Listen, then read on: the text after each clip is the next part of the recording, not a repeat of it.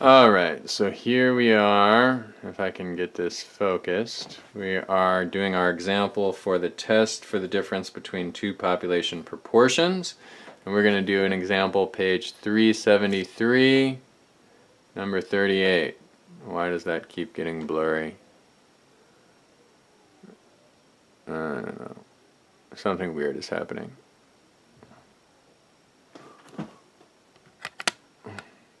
Oh, perfect. All right. So, page 373, number 38. Let's put this to the side. And let me read this to you. You can read along with me. So, based on home ownership, on its home ownership survey, home mortgage giant Fannie Mae reports significant differences in home buying knowledge between demographic groups. In a random sample of 236 college-educated adults and 259 high school-educated adults, the survey found that 65% of those in the college sample and 60% of those in the high school sample were aware that a mortgage does not require a 30-year commitment. Whew, boy, that was a mouthful. So, essentially, more of the college-educated adults knew this little detail that a mortgage does not require a 30-year commitment. And 5% fewer of the high school educated adults knew that same thing.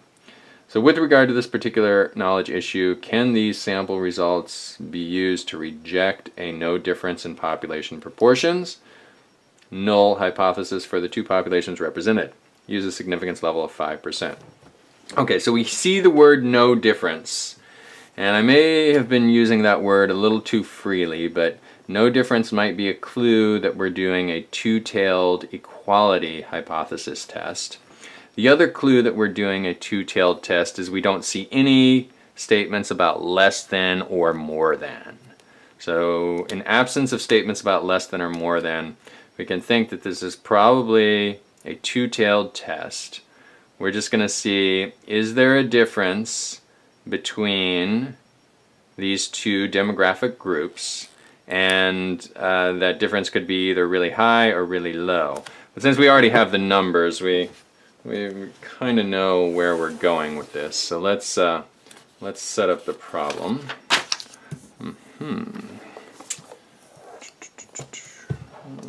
Okay, so let's see. We've got college and high school.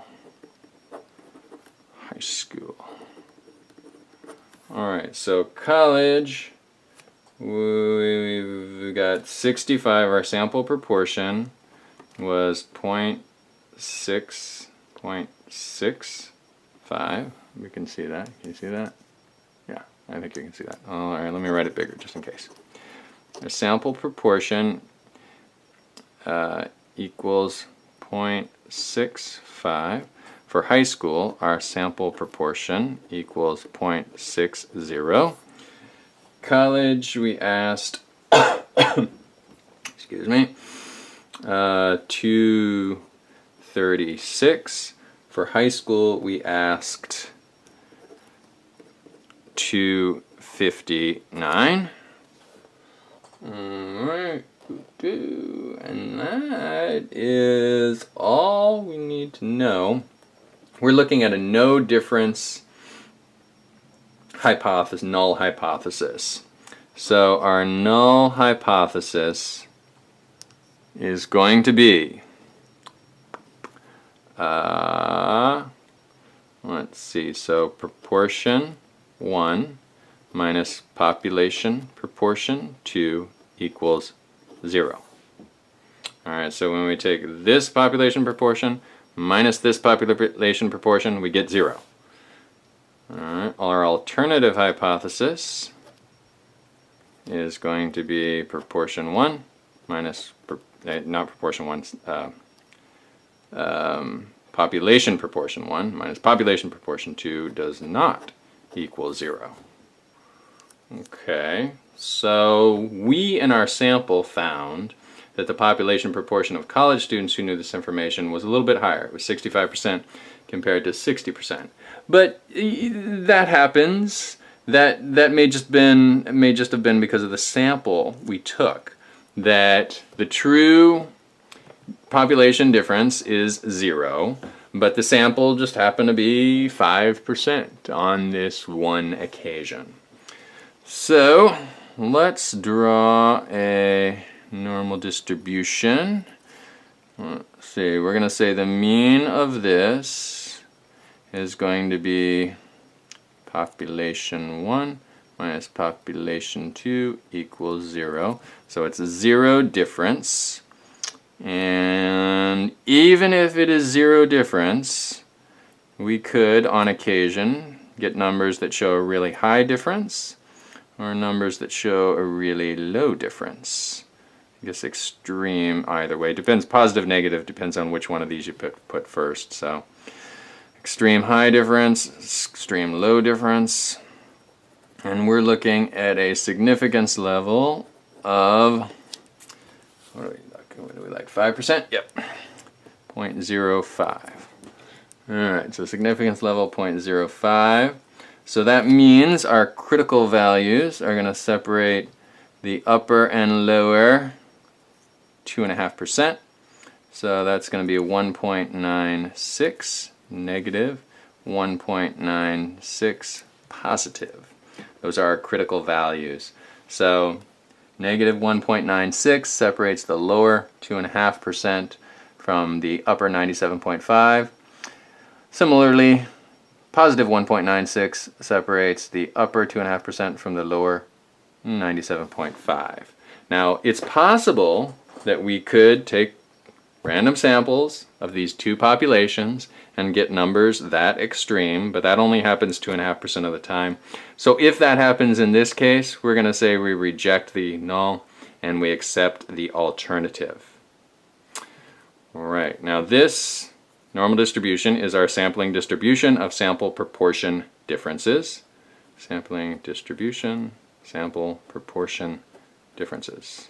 I like how I abbreviated that.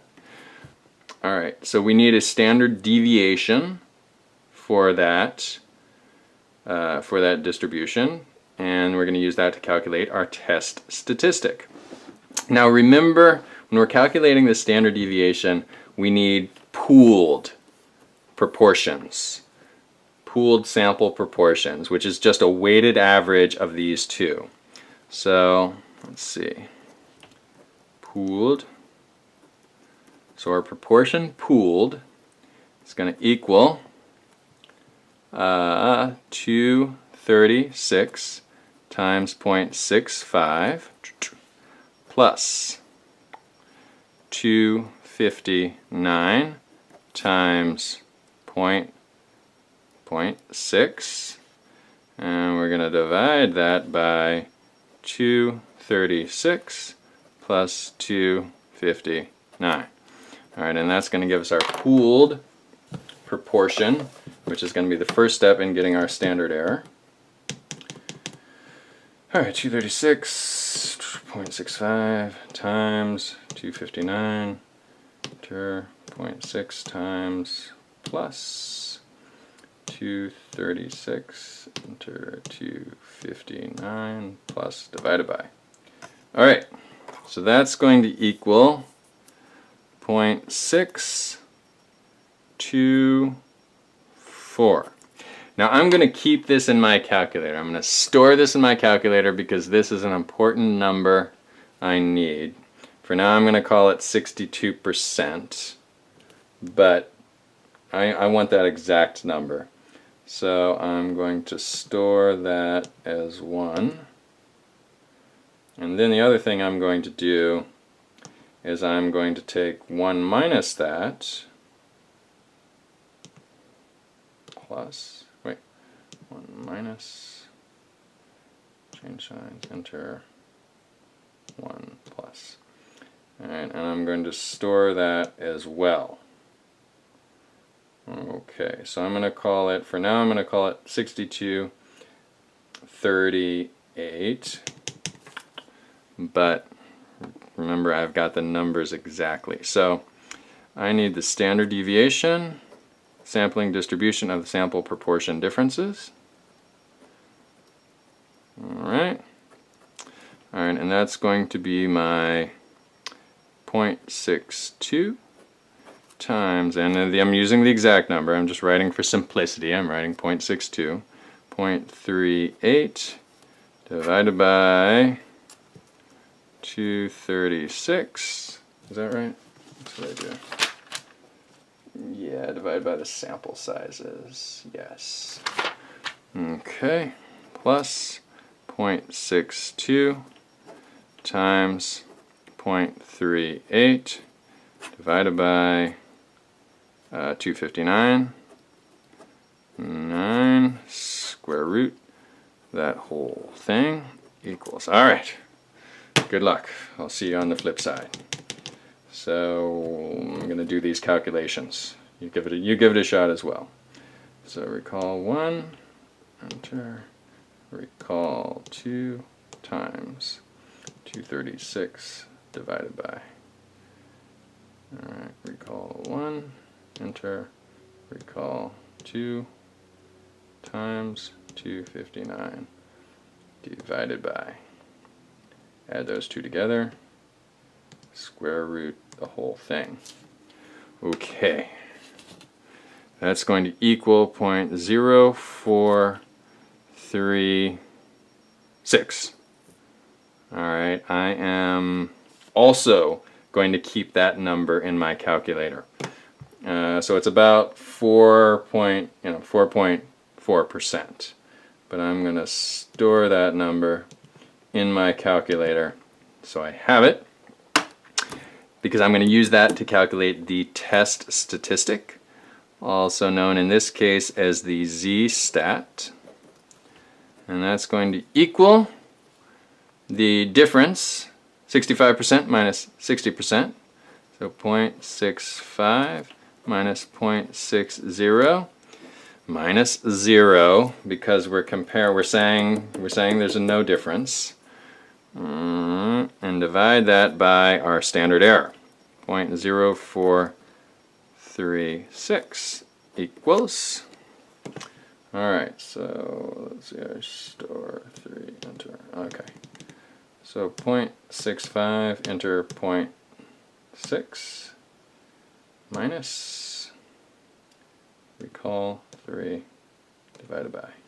Alright, and that's going to give me a z-stat of 1.147.